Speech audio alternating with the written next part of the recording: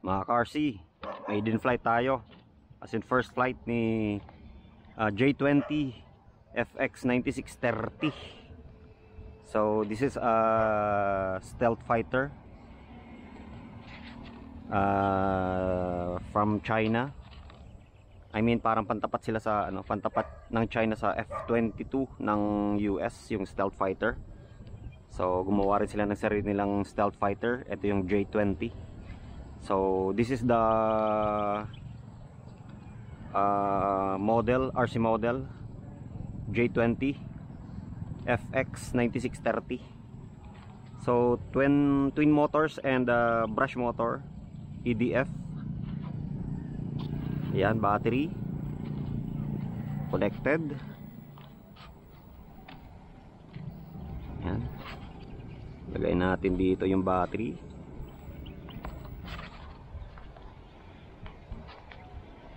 Alright, maiden flight.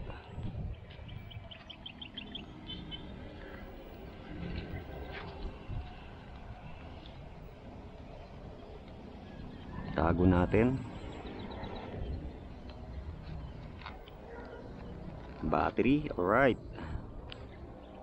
Yan, okay na yan. Then remote. 3 channel, I think 3 channel lang to. 3 channel. Yun, bind, up, down. Yun, I think 3 channel lang to. Throttle and then yung elevon. Ayan o. Elevon nya is elevator, combination ng elevator and aileron. Right, tingnan natin. Let's find out.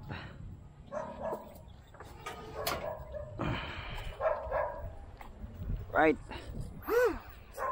let's go here against the wind.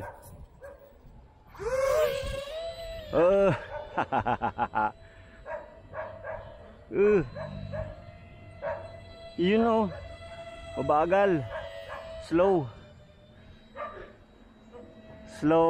reaction. Almost mag-crash dun sa ano eh. Almost mag-crash dun sa damo. Anyway, hindi siya ganun kabilis. Kala ko mabilis siya tulad ng mga napapanood ko sa sa video sa YouTube. Hindi siya ganun kabilis. Medyo ano siya, slow flyer.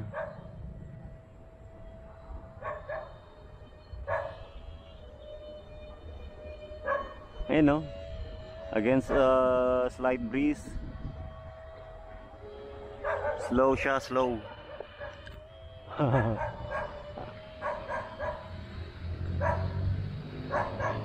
Ayan no. J20 9630 FX Feixiong. Okay, J20 stealth fighter, RC model ng China. Okay, stable, stabilized. Mabagal siya sa jet. Ba't mabagal? Dapat mabilis siya kasi jet eh.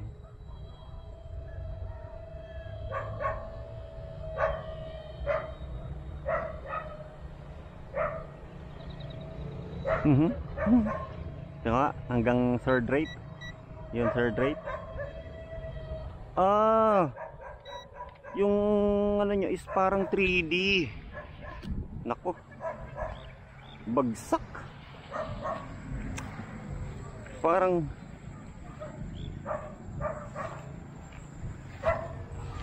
bagsak.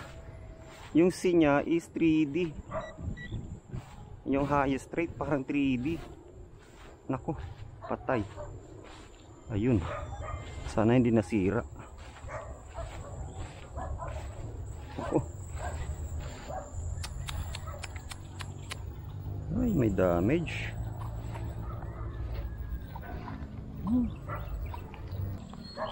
Dapat pala. Yan, isa pa nga.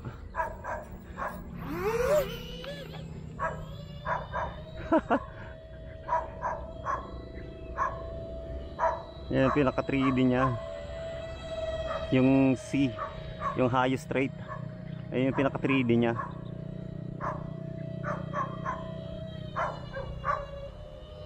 Pero may damage siyang konti yung nose niya.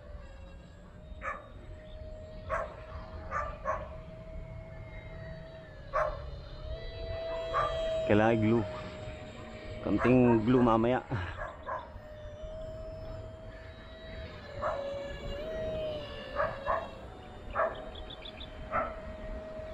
Yun pa yung pinaka highest rate niya ay 3D. Now I know. But the bad thing is, unfortunately, nagkaroon ng konting crash.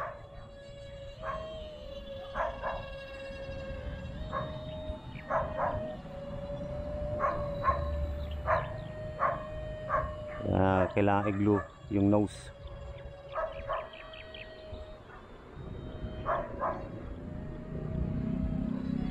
Mabagal. Siguro because of the motor, brush motor siya.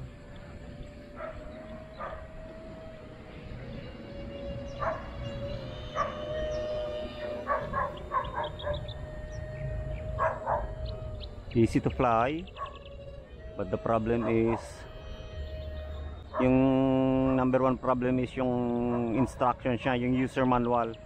It's all Chinese character, so yun, hindi mo alam yung yun. Mabagal, wala siyang punching power. Wala siyang punching power.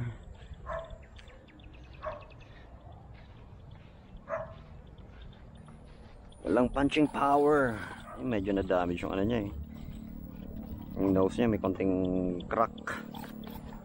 May konting crack. May konting crack.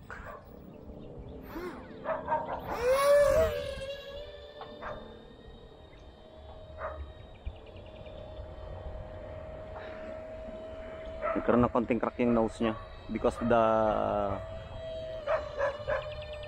I was flying in 3D pala. Yung 3D pala yung C. That's the bad thing. Pagka puro Chinese characters talaga. Di mo maintindihan yung mga nakasulat.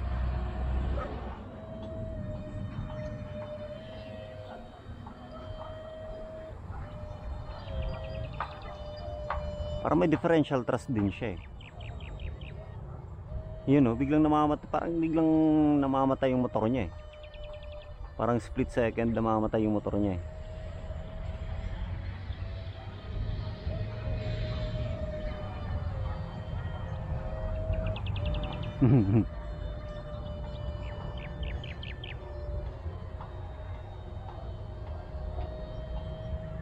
Pakataas na oh.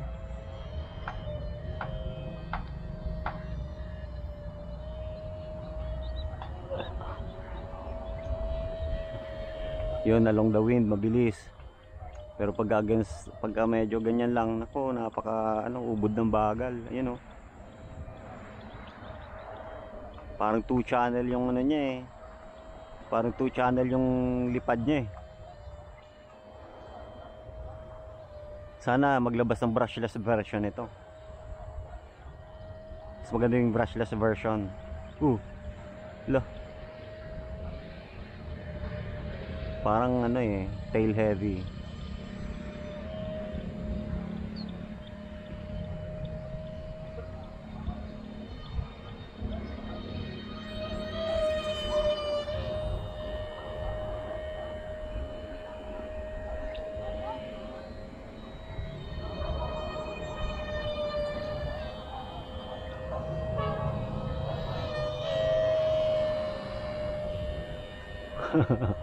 Parang hirapan yung motor niya eh.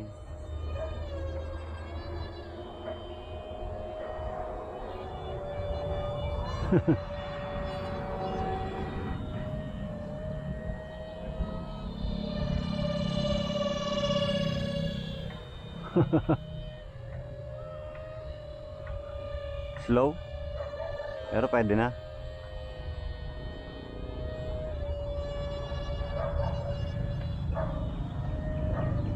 Lubungin ko nga itong mga ibon na to.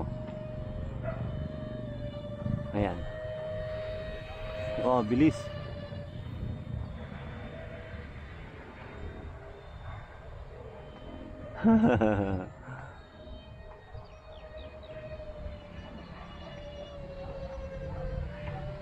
Hala eh, bagal.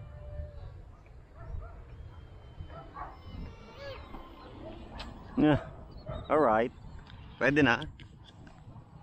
Medyo mabagal lang, sluggish. And the problem is talaga yung instruction sa remote, instruction sa user manuals eh.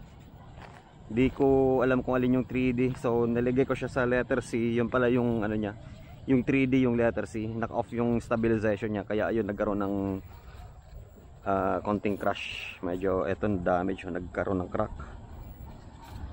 Okay, dikit natin mamaya ng glue. Okay, glue lang, okay na. Buti walang major damage na nangyari.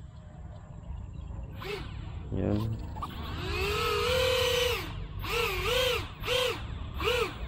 Lakas pa. May ano pa, may katas pa.